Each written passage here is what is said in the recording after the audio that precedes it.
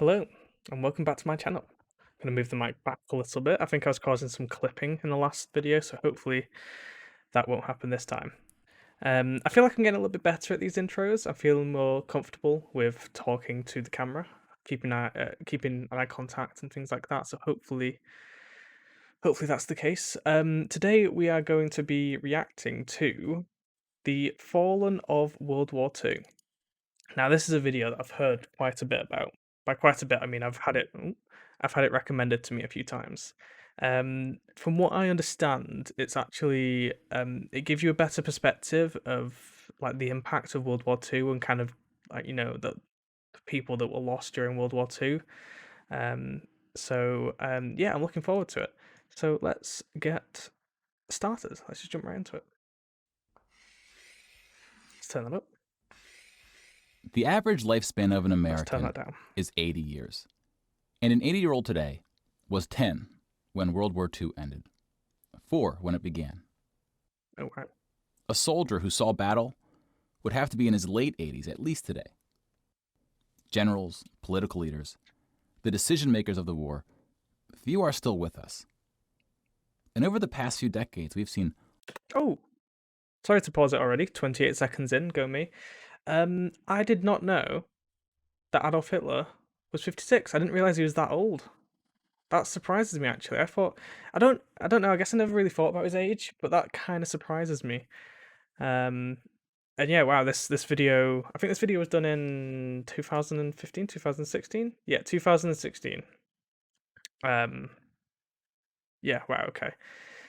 Let's continue. authors and filmmakers rush to capture stories from survivors before this connection of memory is lost.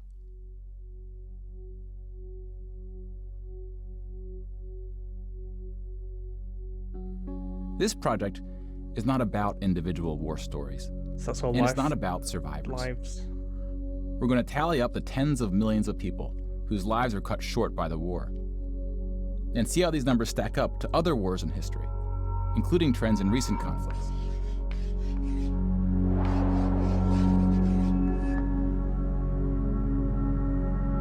We'll be counting soldiers and civilians separately. Each of these figures represents 1,000 people who died. Oh wow, okay. Civilians were of all walks of life, whereas military deaths were almost entirely men. The average age was about 23. In most battles, for every 1,000 soldiers killed, there are more than 1,000 who were injured. The word casualty can be confusing because in military speak, it often includes both deaths and injuries, and anything else that takes a soldier out of service. Here, we're just counting the deaths, and we'll begin with American soldiers.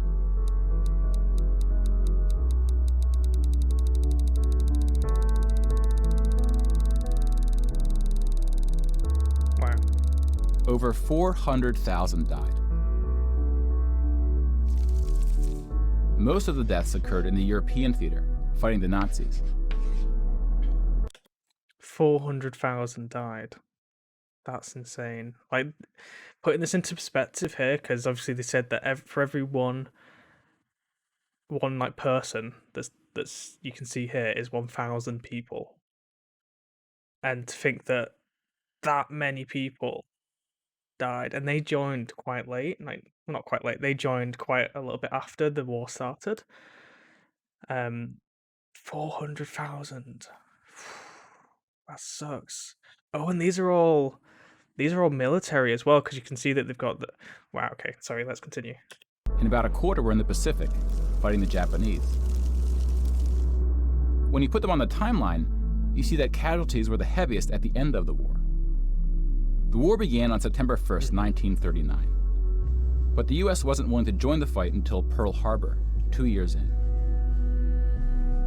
The deaths increased drastically on D-Day, when the Allies invaded Normandy. One of the most tragic moments of the war was on D-Day at Omaha Beach, where 2,500 Americans fell. So about the same number of US soldiers died on this single beach landing as the entire 13 years of the recent war in Afghanistan. 2,500 people. 2,500 Americans. Alright, we're only counting Americans at the moment. died on that beach in one day. 24 hours, less than 24 hours.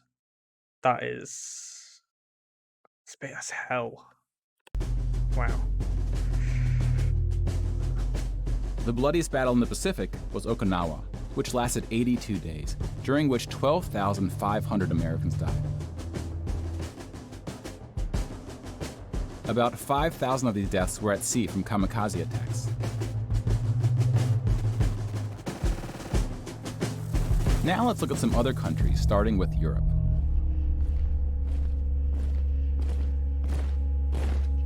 Germany started World War II when it invaded Poland. Poland ultimately lost 200,000 soldiers in the war. Most died after the invasion while the country was occupied by Germany and the Soviet Union. Germany, meanwhile, lost just 16,000 in the invasion of Poland. The Nazis went on to invade and conquer other countries, including Denmark, Belgium, the Netherlands, France, Greece, and Yugoslavia.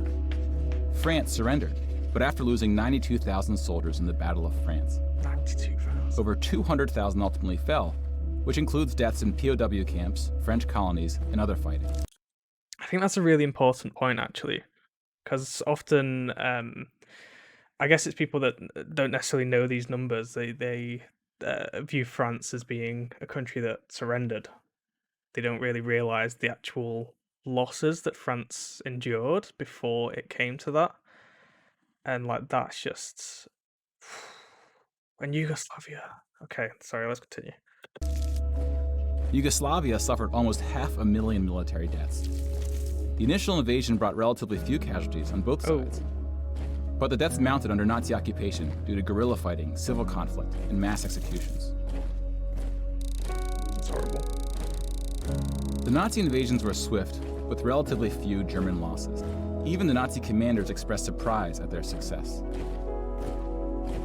And then we have the United Kingdom and the United States, who were not invaded but took the fight to the Nazis. Britain lost about the same number of soldiers as the US, which includes the British colonies. Germany lost about 500,000 soldiers fighting the US and Britain in what is known as the Western Front, which took place in France and Belgium.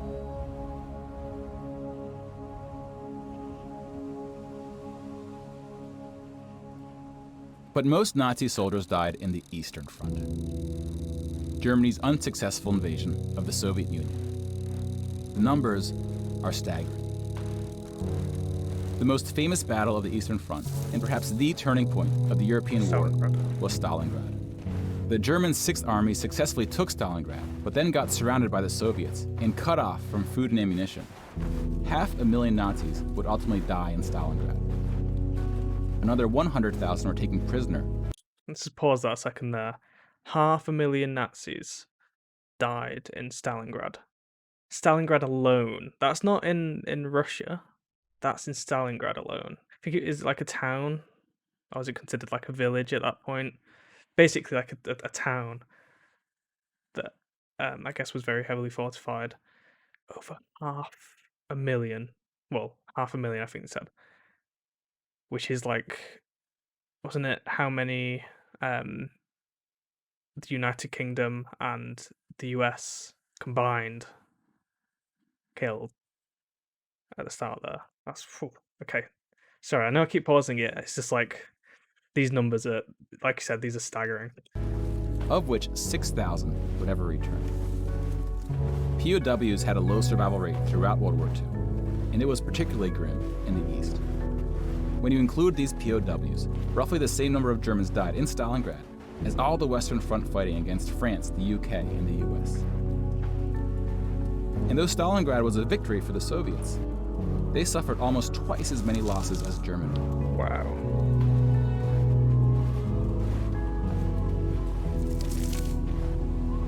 The Soviet Union would eventually defeat the once unstoppable German army, killing 2.3 million Nazi soldiers. 2.3 million. Wow, that completely. But winning the war came at a cost.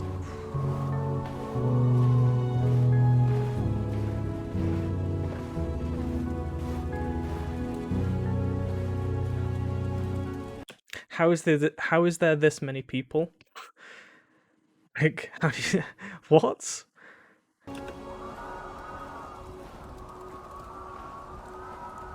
Oh my, how is it still going?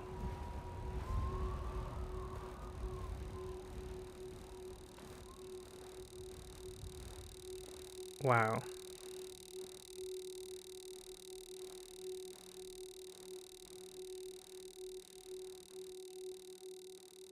S-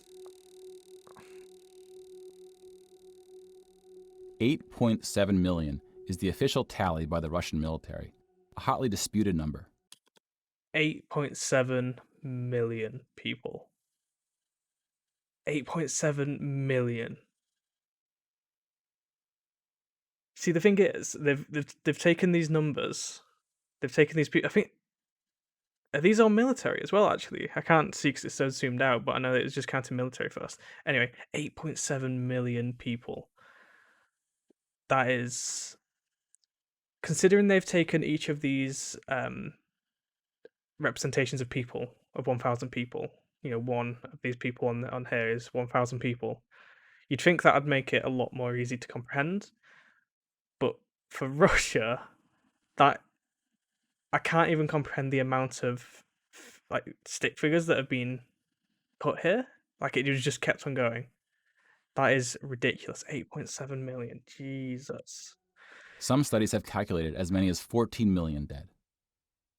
It's almost double. To complete the count of European military deaths, we need to add German deaths from other fronts, including the North and Africa, as well as deaths from other Axis powers allied with the Nazis: Hungary, Romania, and Italy. When you put these European military deaths on the timeline, it looks like this. You can now interact with the chart to learn more. Pause the narration if you would like more time. Oh, that's really cool. I like that. And now we switch to civilian deaths in Europe.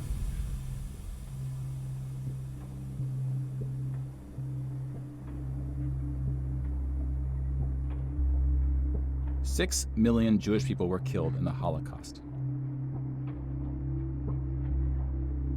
If you separate this by country, you see that about half, 2.7 million, were Polish. 700,000 were Soviets, followed by Hungary and 17 other countries.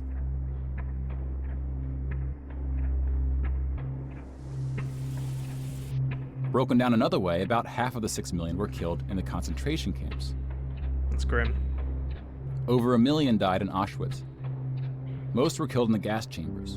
Others died from starvation, exhaustion, disease, and other forms of execution. The second most deadly camp was Treblinka, which was exclusively an extermination camp, set up to look like a train station. Mobile killing groups killed 1.4 million Jews.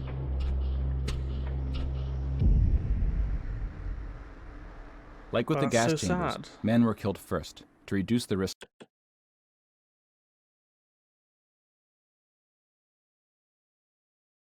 Oh my god, that's a horrible of picture. revolt.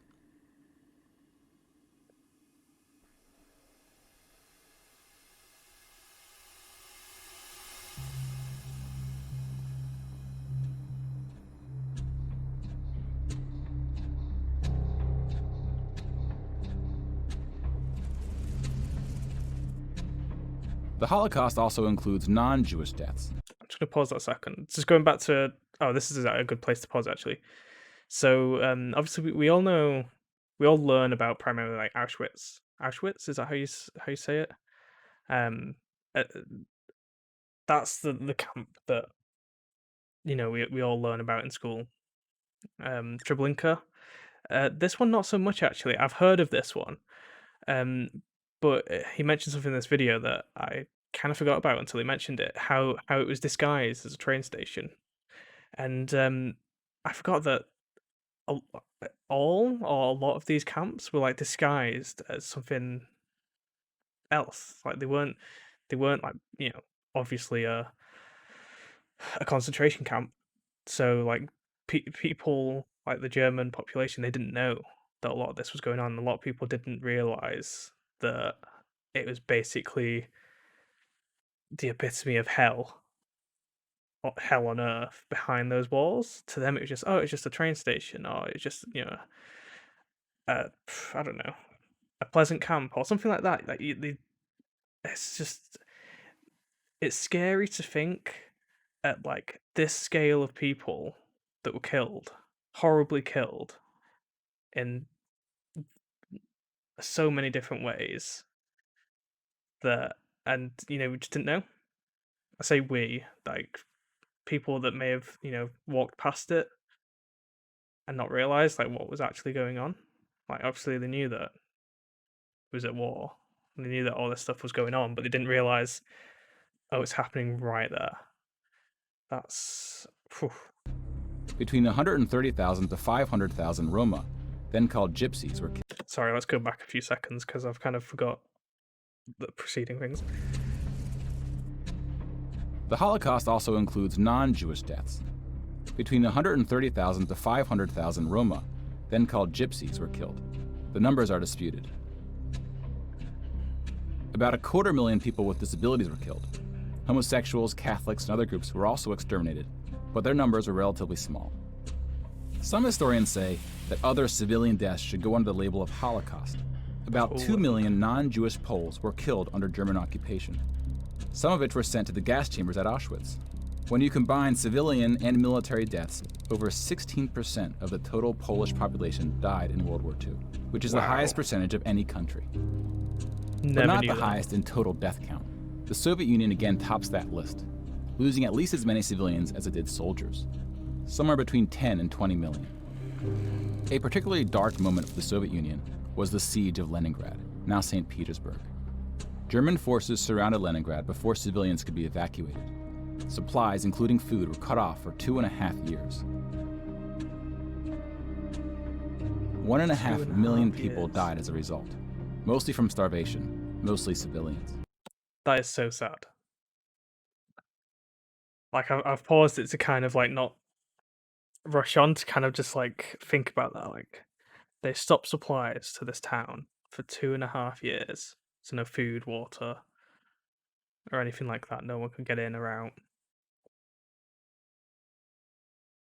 and just like a ridiculous amount of civilian deaths from starvation and supposedly things around starvation and basically due to the lack of supplies.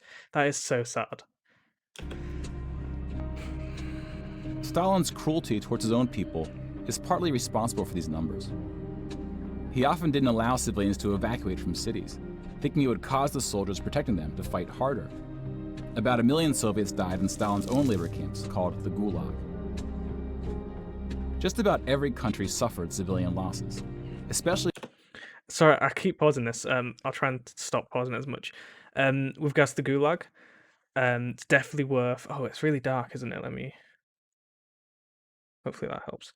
With regards to the Gulag, the Gulag's got a little bit more attention recently because of Call of Duty, but a lot of people still don't understand what the actual Gulag was, and is, and just how horrible it was, like to the Russian population and like what went on there. Highly recommend looking that up, especially if you play Call of Duty and you're aware of the Gulag. And I suspect because you're aware of the Gulag, you play Call of Duty, you might be more interested in learning about it. But yeah, definitely look that up because it's something that I feel like it's important to know about, and it's important to know that the Gulag wasn't only in Russia; it happened in other countries as well. As far as I'm aware, I may be wrong there. I'm pretty sure it happened in other countries as well. I might at some point do like a reaction video. I don't know. We'll see how this one does, but I might at some point do another reaction video about gulags and stuff like that, just to, because I also want to learn a little bit more about them. Anyway, let's carry on. Sorry. Countries who were invaded. While many died as a result of so-called collateral damage, the biggest numbers occurred when it was no accident. Civilians were exterminated, purposely fired upon or bombed, used as human shields, or intentionally deprived of food. The intentional killing of civilians was done by most warring parties, including the United Kingdom and the United States. The United Kingdom was spared of a land invasion, but still lost 60,000 civilians largely from German air raids or blitzes, often directed at civilian population centers. The UK did the same to German cities at a much greater magnitude, causing about 10 times the number of deaths. But most German civilian deaths came from the ground at the late stage of the war. When the Nazi regime collapsed, civilians living in occupied regions had to desperately flee from the advancing Soviet army. Rapes were widespread, and death estimates ranged from 600,000 to 3 million.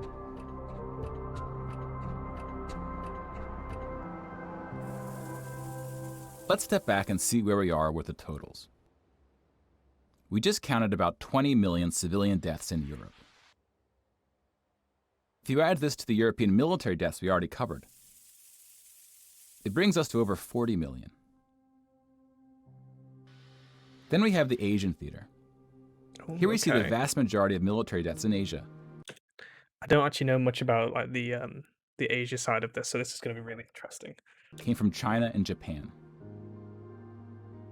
On the civilian side, about 6 million deaths from China, Indonesia, Korea, Indochina, and the Philippines can be attributed to Japanese war crimes, which are sometimes compared to the Nazi atrocities due to the sheer scale of the cruelty.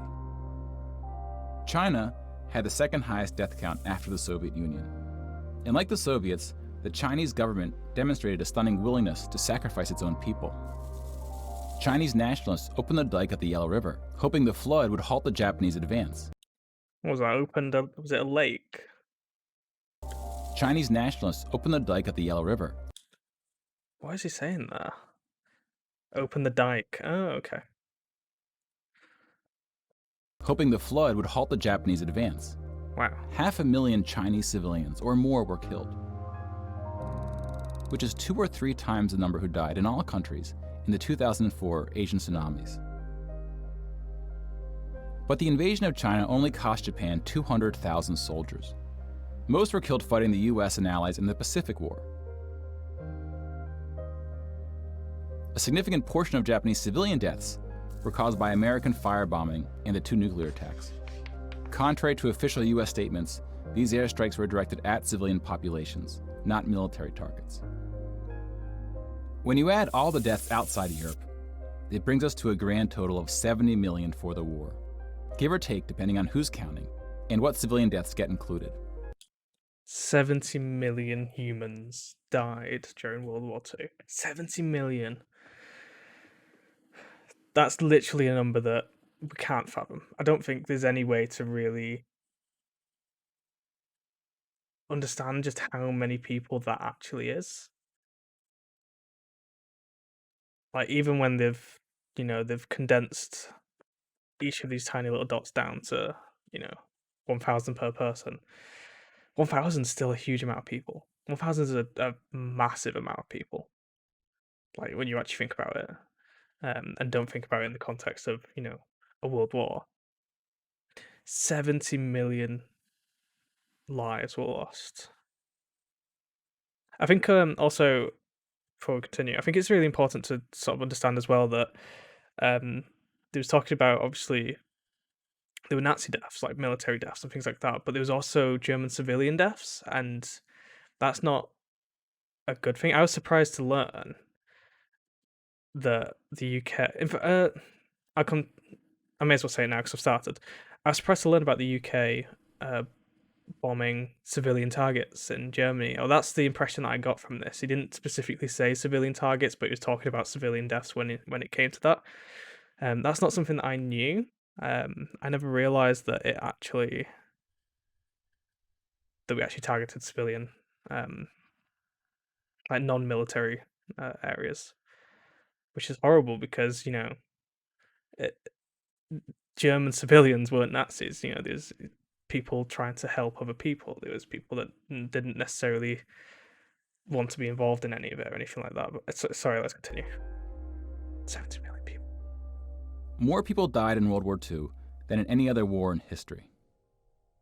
For comparison, here are 20 or so of the very worst wars and atrocities we have on record. Some of these are more of atrocities than wars, but we've seen how that distinction can get blurry. Some of these spanned across centuries.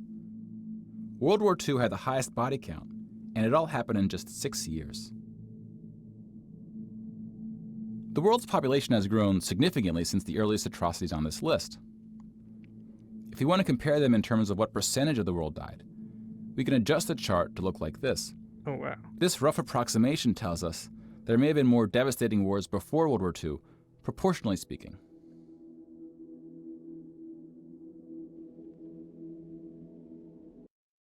Sorry, I just want to know which one this one was. An Lushan Revolt. The world's population has grown significantly since the earliest atrocities on this list. If we want to compare them in terms of what percentage of the world died, we can adjust the chart to look like this. This rough approximation tells us there may have been more devastating wars before World War II, proportionally speaking.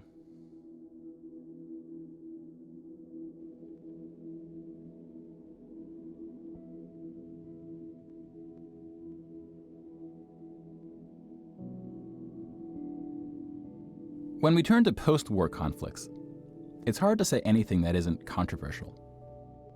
But the data shows something quite extraordinary has been happening. In 1989, John Gaddis coined the phrase the long peace to identify the absence of conflict between the nuclear powers during the Cold War. 25 years later, the Cold War is over, and the term is still being used, although its meaning may have shifted. European countries have not fought each other, except for this 10-day war in 1956 when the Soviet Union invaded Hungary. When we look at European wars before World War II, it looks like this. They tend to be more frequent as you go back, though smaller in scale. And the largest 44 economies of the world have not battled each other since World War II. Rich countries have fought poorer countries, like the US versus Iraq, but rich countries have not fought other rich countries. Such a period of peace between the so-called great powers hasn't been seen since the Roman Empire. To many, peace is too strong of a word. Wars have occurred since World War II, and they can be grouped into these four categories. We don't see colonial wars anymore. We've already noted that interstate wars between rich countries have not occurred at all, and here we see wars involving smaller economies have tapered off. That leaves civil wars of two types, with and without foreign intervention. And this is what these battle deaths look like alongside of World War II. More people died fighting in World War II than in all the wars since. And again, we can't forget about world population, which has almost tripled since World War II. If we scale these numbers to show deaths in proportion to world population, showing the likelihood that a person on Earth dies in battle, the downward trend becomes even more pronounced. Now, this isn't to infer anything about why this trend is occurring. That's a discussion for another day. You can now interact with this chart to explore what conflicts are behind the totals. Now bear in mind we're just looking at battle deaths here, not civilian deaths, but those too are in decline. Peace is a difficult thing to measure. It's a bit like counting the people who didn't die in wars that never happened. We give such importance to the word peace, but we don't tend to notice it when it occurs, or report on it. Sometimes it takes reminding ourselves of how terrible war once was to see the peace that has been growing around us. Of course, this trend may not continue, and it's not clear how looking at these charts can help us make the right decisions to ensure that it does. But the longer the long peace grows, the more significant it becomes. So if watching the news doesn't make us feel hopeful about where things are heading, watching the numbers might. Sequel now available.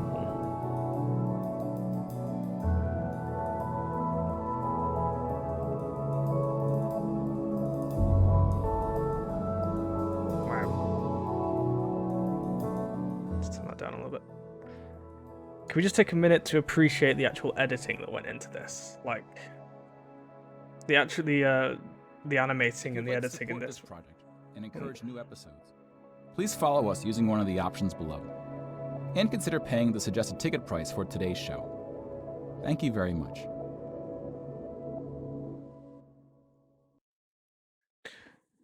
Yeah, just like appreciating the actual editing that went into this, because it's been really impressive, but also really like simple enough for people to understand.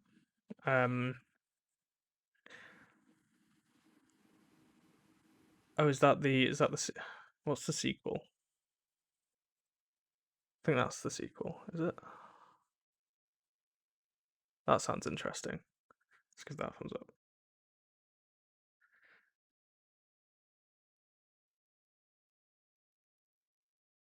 Oh, I'm surprised you didn't have the interactive map in here. That's a shame.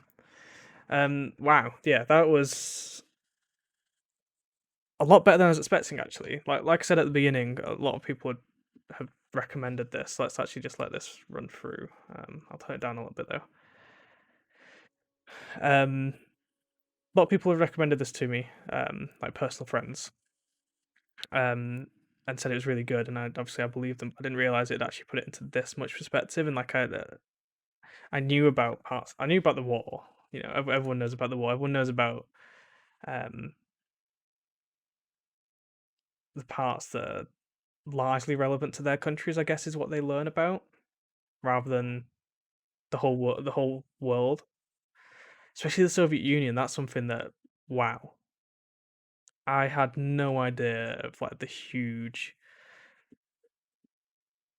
amount of losses they had, of one, purely military losses, and two, purely civilian losses, and how a large amount of the losses were down to them not being able to evacuate, not having any food supplies, and that's just so sad. That's really sad.